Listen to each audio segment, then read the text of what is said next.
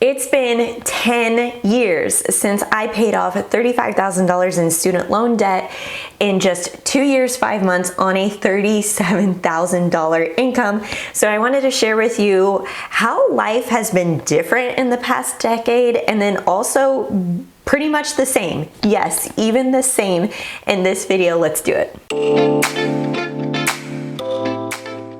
Hey guys, welcome back to the channel. I'm your host, Justine. Here we talk about financial confidence, ways to crush debt that leads to more fun and fewer payments. If you are not subscribed, go ahead and click that red subscribe button. Thank you so much to Rocket Money for sponsoring today's video. Rocket Money is an app that can help you cancel subscriptions, lower your bills, and manage your money all in one app, but more on that in just a bit. So let's start with the similarities, because I feel like people are like, oh, well, a decade of being debt-free, of no debt payments, then surely you should be like upgrading your lifestyle. And yes, there is a little bit of that, but also I'm still doing very much the same things. Number one, I'm still monitoring my food spending and meal planning. This is something that I feel like, especially now where food inflation has just gone up and up, more recently, that I am tracking that. I am diligently grocery budgeting, making sure that I have a meal plan in place. The way that I like to do my meal plans, because people are like, oh my gosh, you have to meal plan for every day of the week. No, you don't.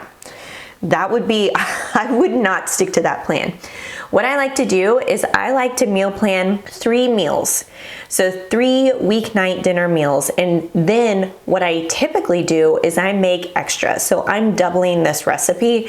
If it's for 2, then I'm doubling it for 4. The reason I do that is because then we can eat on the leftovers throughout the week. Then we can put some in the freezer to save for a later date. This has helped me so much with my cost savings.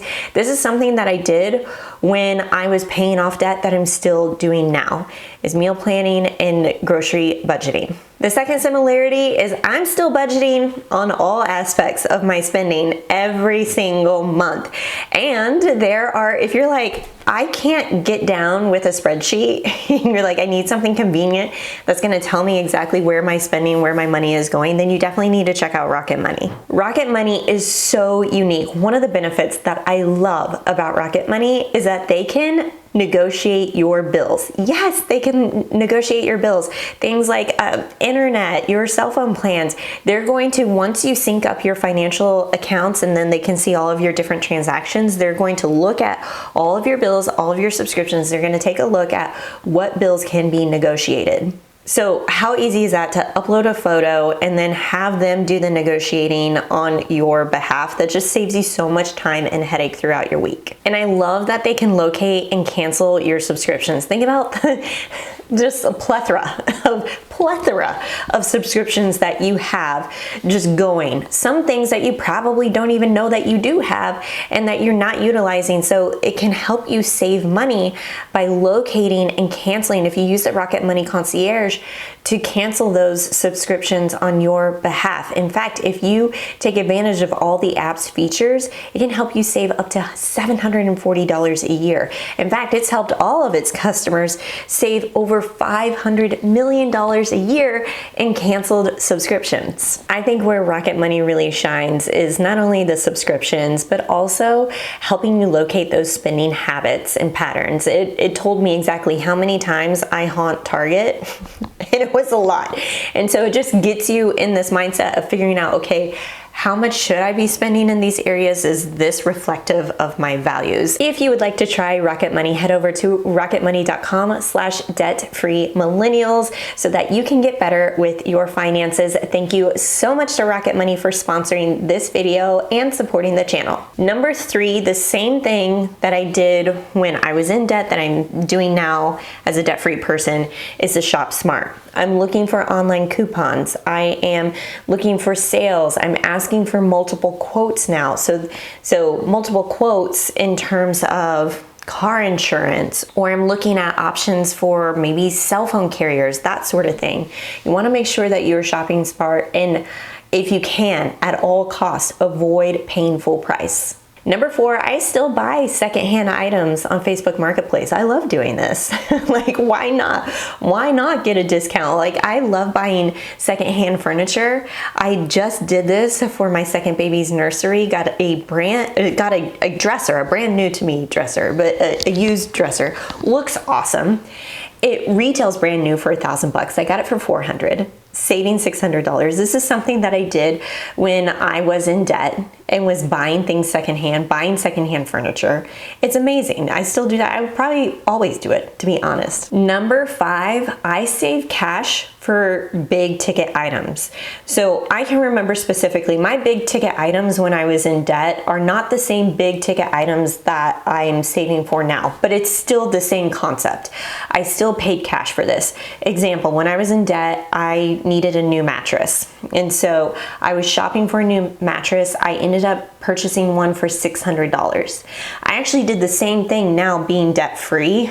That mattress is significantly more expensive than $600. It was more like $3 grand. Am I happy with my purchase back then? Yes. Am I happy with my purchase now? Hell yes. And in both cases, I saved cash for it. Number 6, similarities when I was in debt and now. Kyle and I talk about big purchases before we make them. Now, when I was paying off debt, we were not married at the time, but we were dating, and he was in a lot of ways my accountability partner.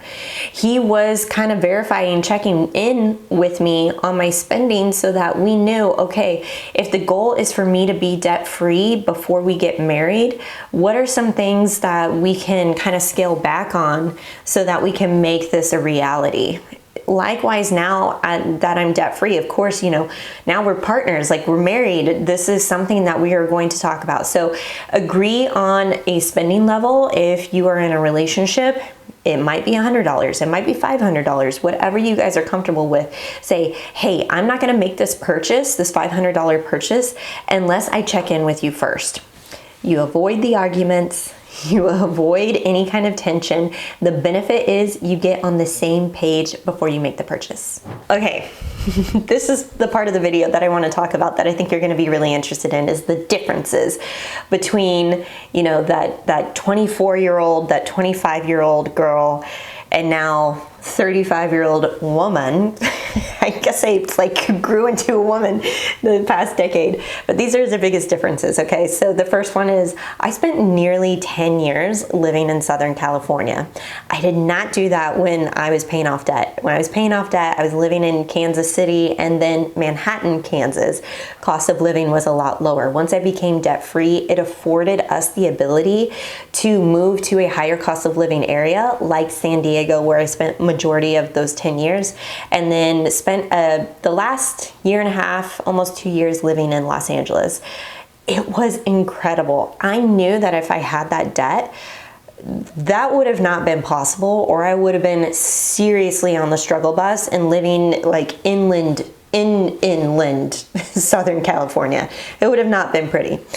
Number 2, I've been self-employed for 8 years, the last 7 years being with Debt Free Millennials. Before I started Debt Free Millennials, I had a marketing consulting agency. So I was a solopreneur. I was providing marketing consulting services to small businesses, mainly copywriting, email marketing, website stuff, that sort of thing. And I don't know if I would have been able to take that leap had I still had those debt payments. The next thing that's different, that's mega different, is I can afford things more quickly and I can afford more expensive things if I want to.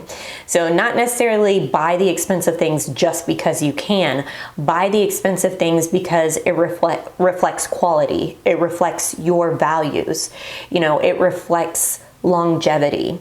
So an example of this is like the mattress, right? So the mattress that we bought now, I know that was an investment. We're gonna have that mattress for a very, very long time. Same thing with cars. So we're going to purchase a car that we know we're gonna drive for the next 12 years until the wheels fall off. Also, nice vacations, a house. So some of these bigger items I can really start justifying because I know that it's reflective of how we're going to be spending and what I look for in products. Not buying the cheap thing because that's the only thing I can afford, but really looking at the quality of an item and justifying that as a way to say, okay, this is going to be sustainable and this is something that's going to last a really long time. I do that with clothes now. I used to buy a lot of secondhand clothes. I still like doing stuff like clothing dupes. So dupes that, like a Lululemon dupe that I can find on Amazon. I really love to do that. But when I find like a nice jean or like a nice heel, like my sister talked me into Mark Fisher pumps, that I was like, this would be great for public speaking, for networking, for just work in general. Go look them up. They're not cheap, but they will last a long time because I know it's quality. Okay, the next major difference, and this is a big one. I'm a homeowner. I bought a house. I saved 20% for a down payment. I actually saved more than the 20% from the home that we bought, and we pocketed the difference and we put that difference into a major kitchen renovation. It was so awesome to be able to say, yes, I put 20% down on this house and I had money left over to do a kitchen renovation that's reflective of what we value. Time cooking together, having family come over, being able to sit around our countertop and just have fun, eat, chat. It's been so awesome. I think that's a really awesome difference between what I was working on and where I'm at now. Another big difference, I created a family. This was not something, I was a single person, you know, all of my debt-free journey, I was a single person and then got married. And now I have a beautiful 3.5-year-old and I have another little one on the way, due very soon. And so it's just really awesome to know that debt payments are not part of my family equation and that I'm setting up my kids for financial success, because Kyle and I are going to be role models. You know, we're going to model what financial success looks like. So I think that's so great. The last difference here, and this is fun, is I've expanded my budget to include more categories that I did not previously had when I was paying off debt. So things like, I had shopping and clothes, but more specifically, I plugged in home decor, a home decor budget.